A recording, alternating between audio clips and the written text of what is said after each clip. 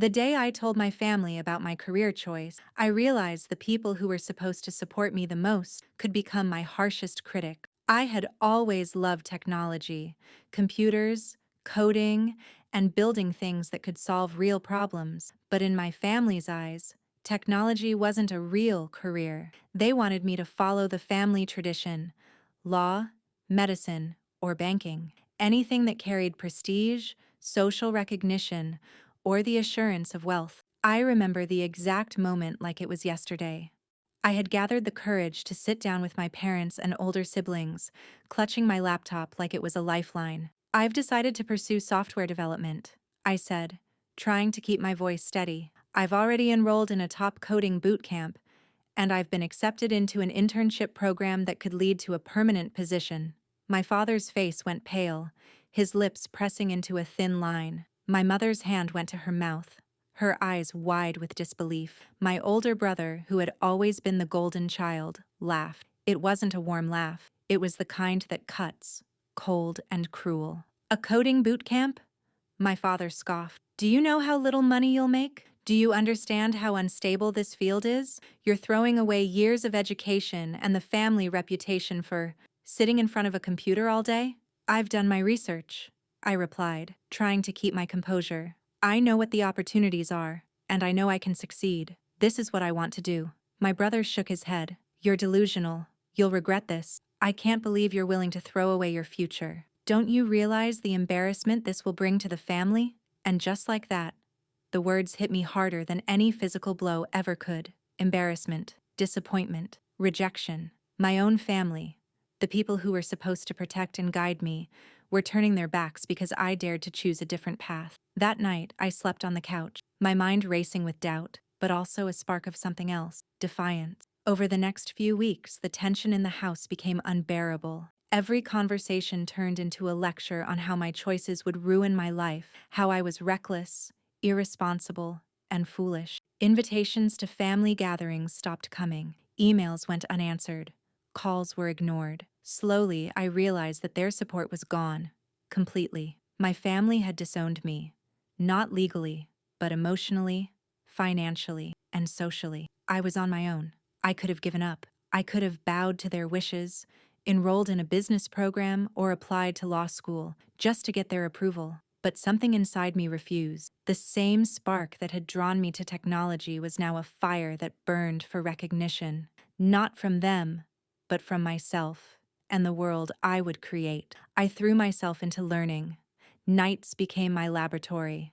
My bedroom transformed into a coding haven, filled with monitors, textbooks, and whiteboards covered in algorithms. I worked tirelessly, building apps, solving coding challenges, and networking with industry professionals. Every small victory fueled my resolve. Every line of code I wrote was a rebellion, a statement that my choices were valid, and my path was mine to walk. At first, it was lonely.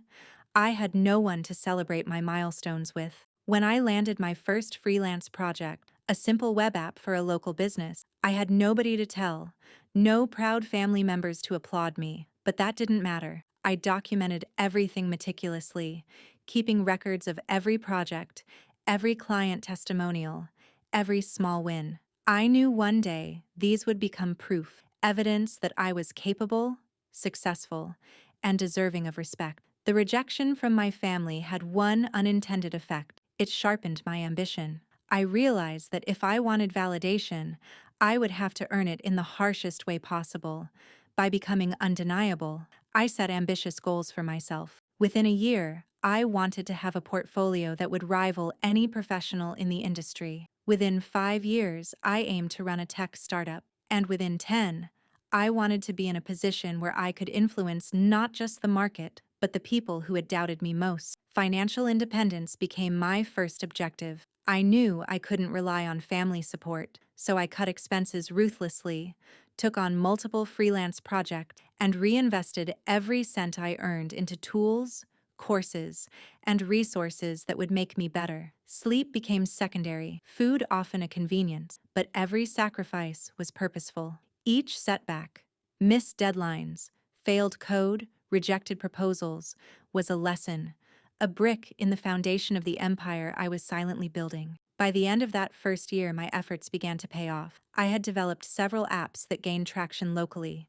earning recognition in tech forums and social media. I was invited to speak at conferences and workshops. My network grew steadily, and with it, opportunities that I could never have imagined when I was merely the disowned kid with a laptop. The turning point came when I founded my first startup, a software company specializing in business automation tools. It wasn't massive, but it was enough to get attention. Investors, impressed by our traction, began to reach out. Clients started signing multi-year contracts. My small projects had become a scalable business, and for the first time, I realized that the path I had chosen, despite being ridiculed, disrespected, and abandoned, was valid, profitable, and meaningful. All the while, I kept one secret close to my chest. I never stopped thinking about my family, the people who had dismissed me, who had mocked my ambitions, who had said I would fail. I never forgot. But I didn't let that anger consume me in the early years. Instead,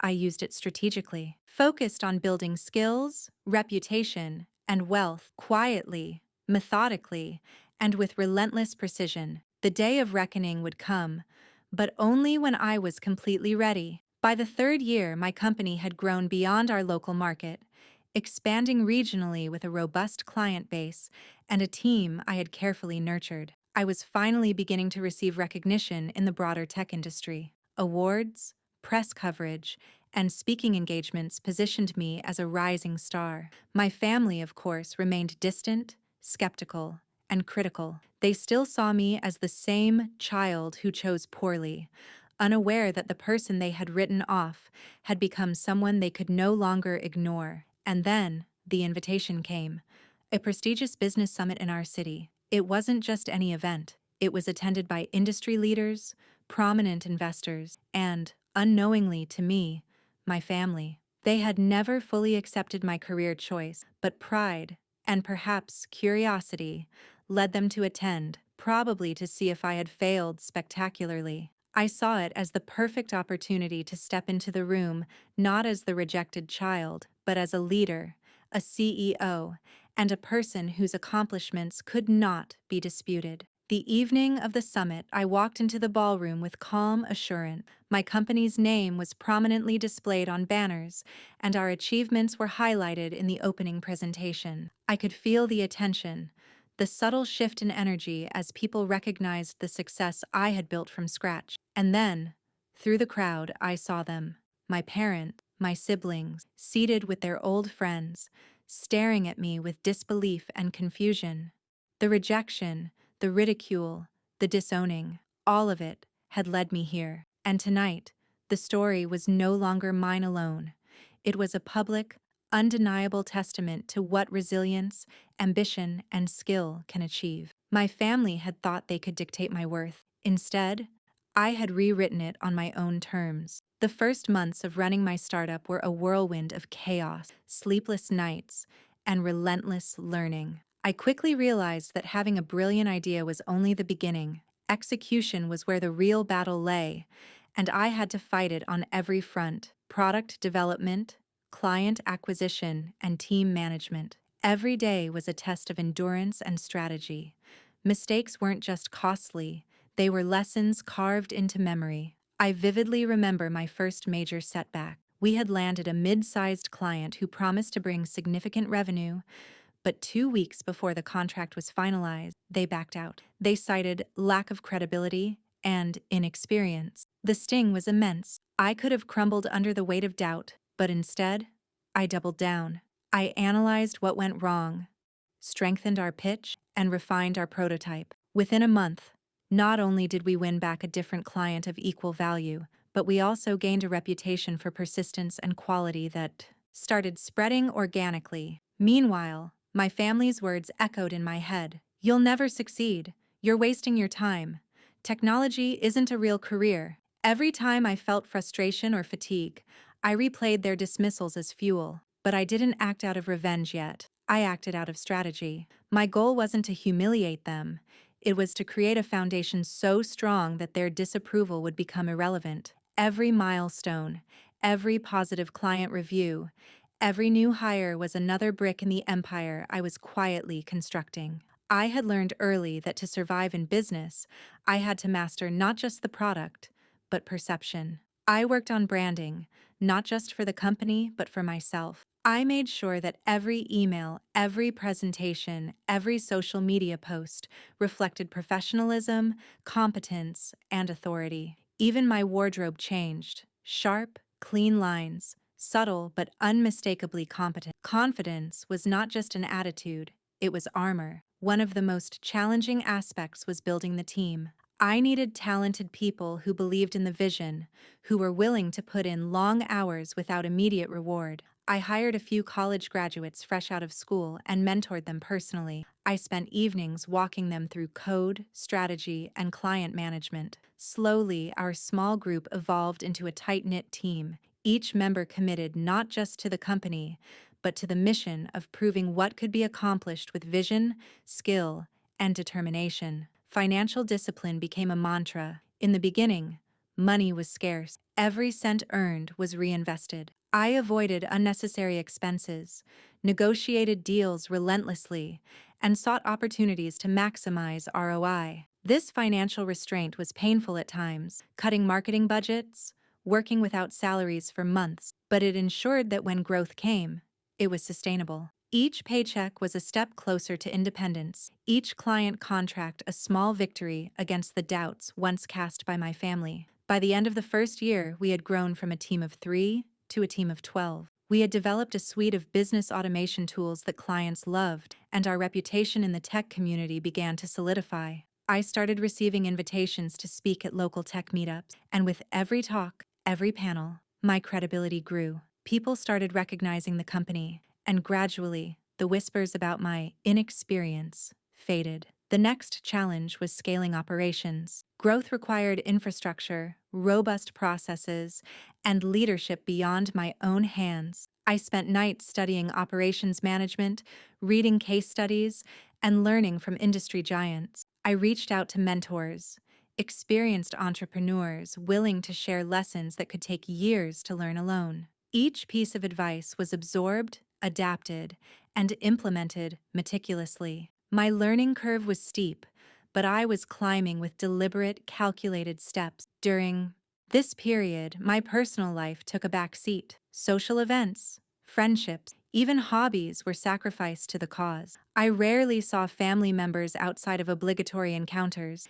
and even then, there was tension. I could have allowed bitterness to consume me, but instead, I channeled that energy into solving problems, iterating on our product, and strengthening the company. Each client testimonial, each glowing review, each successful deployment was validation far beyond anything my family had ever offered. By the third year, our company had expanded to serve clients across multiple cities. Revenue had multiplied several times over, and our brand was now recognized in broader industry circles. Investors began to take notice. I had built a reputation as someone who could deliver results, someone who transformed small teams into productive, profitable units. I began meeting venture capitalists, pitching not just product, but vision, innovation, and leadership. It was during this phase that I first contemplated the bigger picture, beyond revenue and growth. My family's rejection had planted a seed,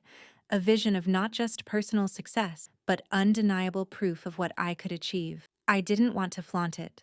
I wanted them to witness it without pretense, in a setting that left no room for dispute. This was the moment I started planning the eventual return, the eventual reckoning where my accomplishments would speak louder than any argument or criticism.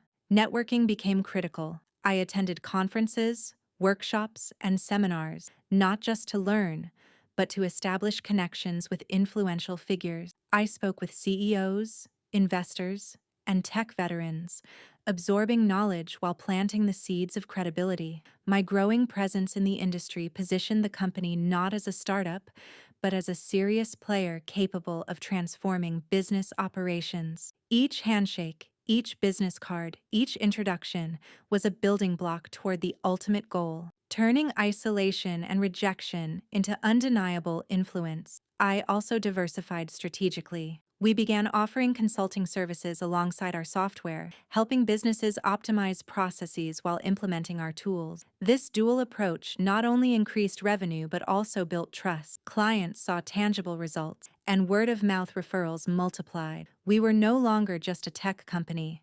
We were a solution provider, a trusted partner, a name that demanded attention. By the fifth year, the company had outgrown its modest office. I leased a sleek, modern space in the city's tech district, a visible symbol of growth and ambition. Our client roster now included regional businesses, mid-sized corporations, and even a few high-profile clients that had once seemed unreachable. I had transformed my career choice, the one my family had dismissed as trivial, into an enterprise that commanded respect, influence, and recognition.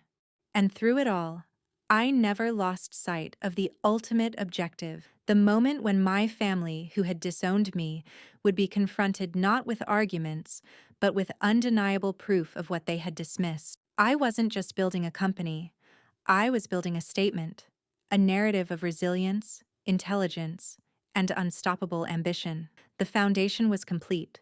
The fire that began in rejection had been forged into skill, strategy, and influence. The next stage would be the final act, returning to face the people who had doubted me, now with authority, power, and the proof that my life and choices had meaning beyond their narrow perception. The day I decided to return wasn't just another morning. It felt like the beginning of a carefully orchestrated performance. I had spent years building credibility, wealth, and influence quietly, silently, while my family continued their life convinced that I had failed. Now, everything was in place. I wasn't returning as the disregarded child.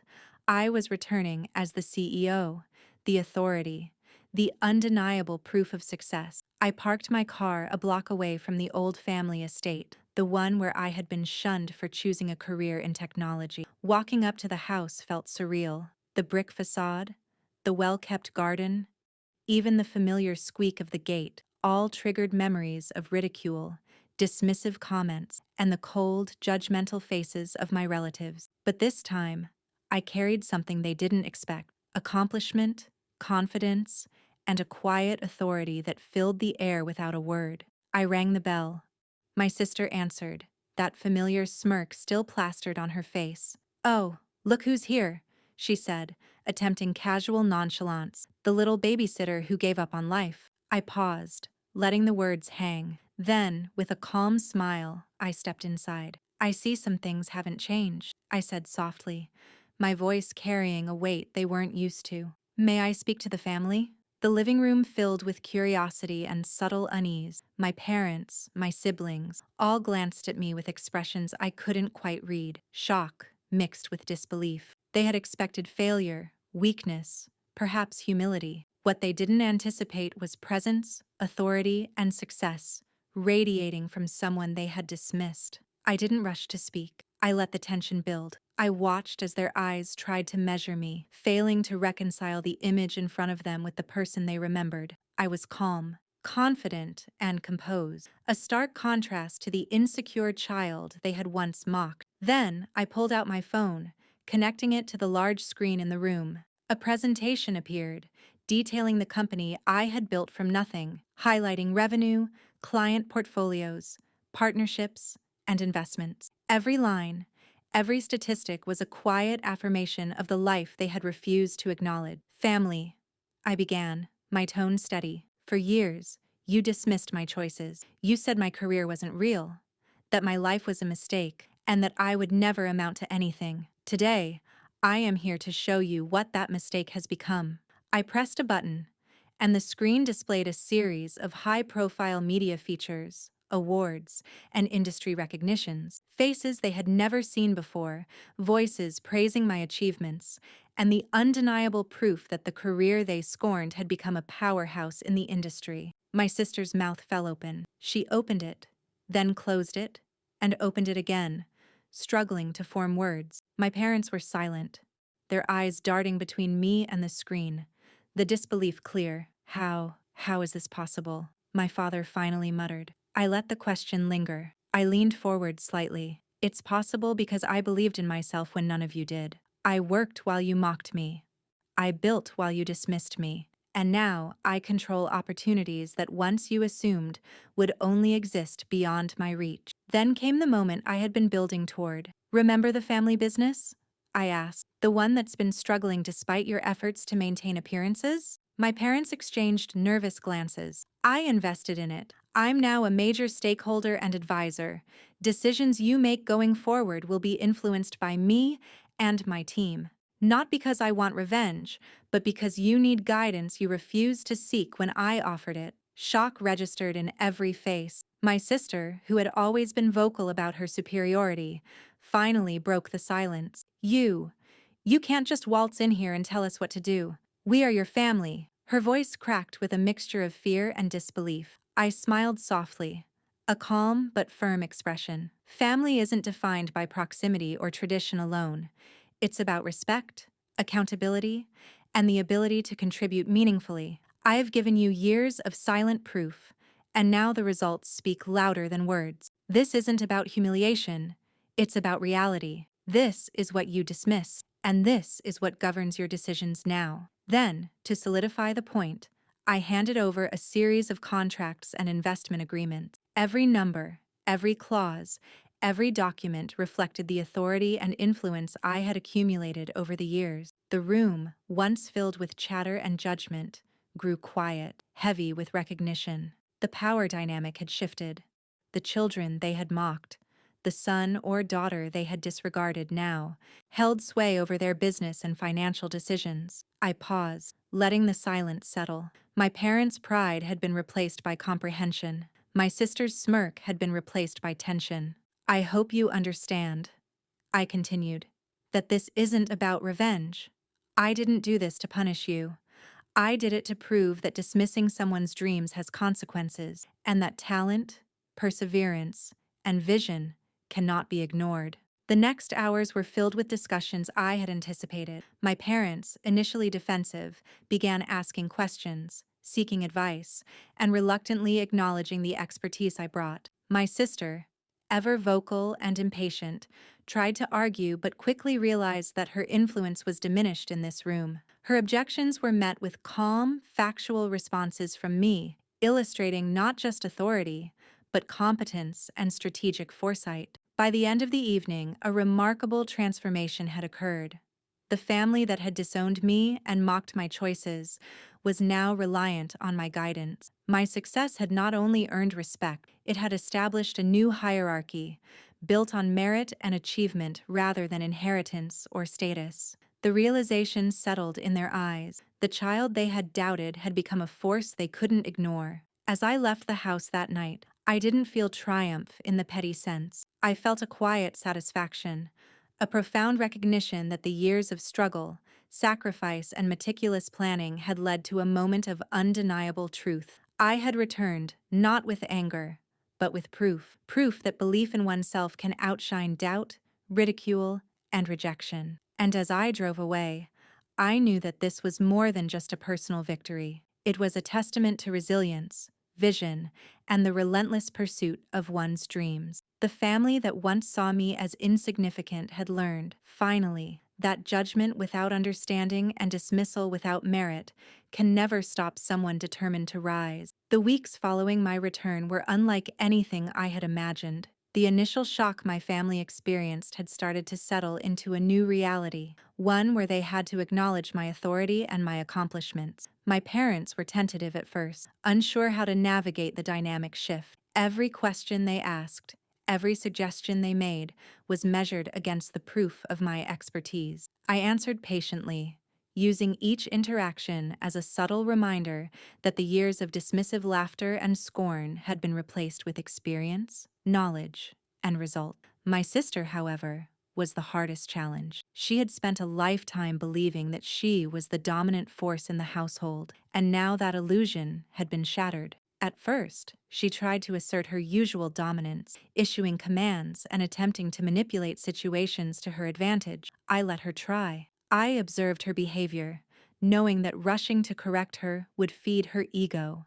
Instead, I allowed her to confront the consequences of her own misjudgments. Every time she attempted to undermine me, she found that I had anticipated it. Policies, procedures, and strategic plans left no room for error. Slowly, her confidence began to crumble, replaced by reluctant respect. The family business, once a source of tension and disappointment, started to thrive under my guidance. I implemented a series of systematic changes that balanced efficiency with innovation.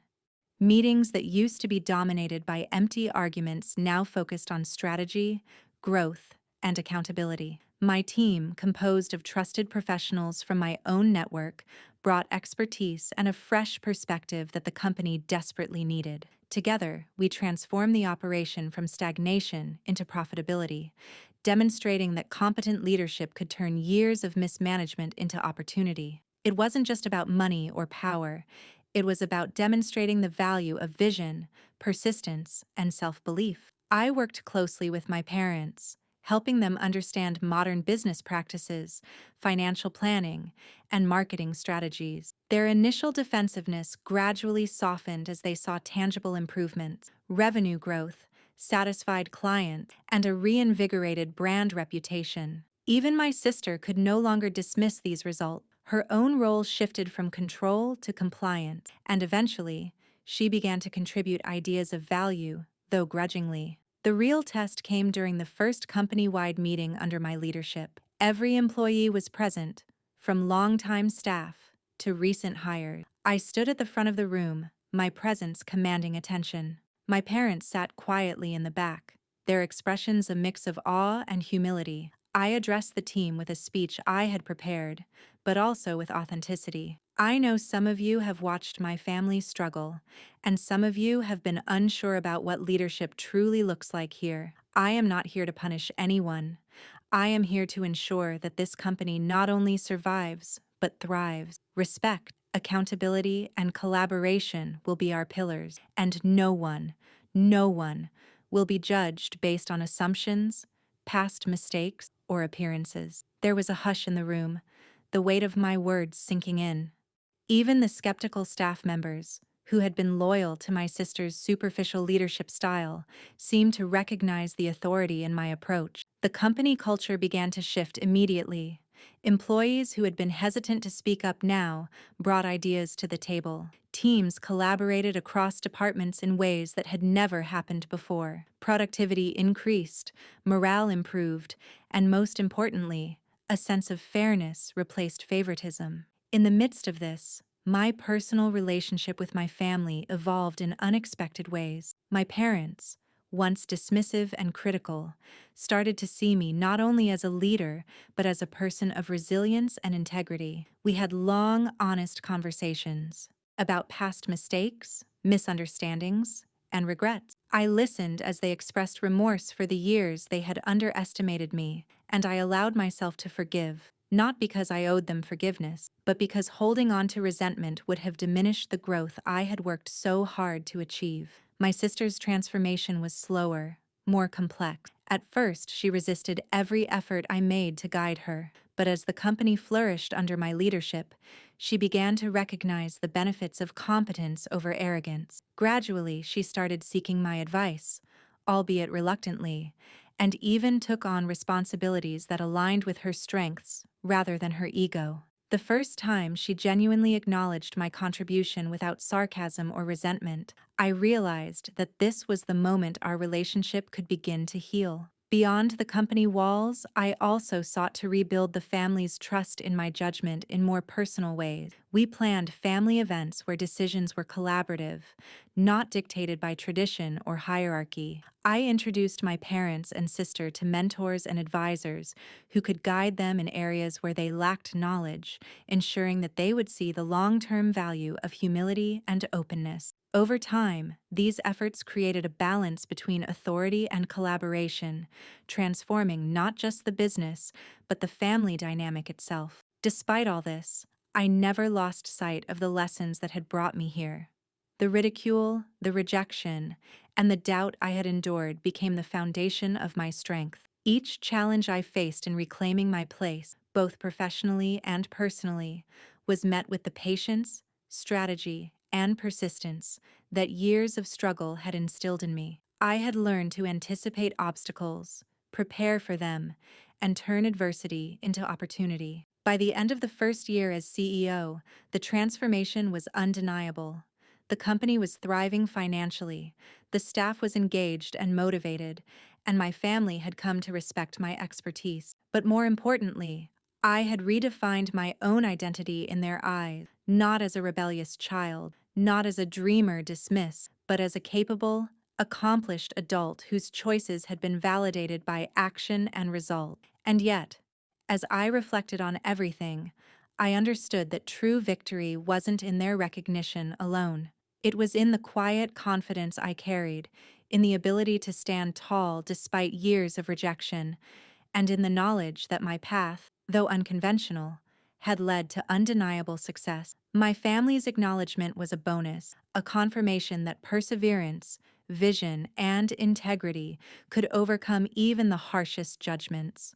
Looking back, I realized that the journey had been about more than reclaiming authority or proving a point. It had been about redefining what it meant to be part of a family, to take control of one's destiny, and to turn past pain into present strength. I had transformed their doubt into respect, their ridicule into reliance, and their dismissal into admiration. And in doing so, I had reclaimed my place, not just as a family member, but as a leader, a visionary, and someone who would never again be underestimated.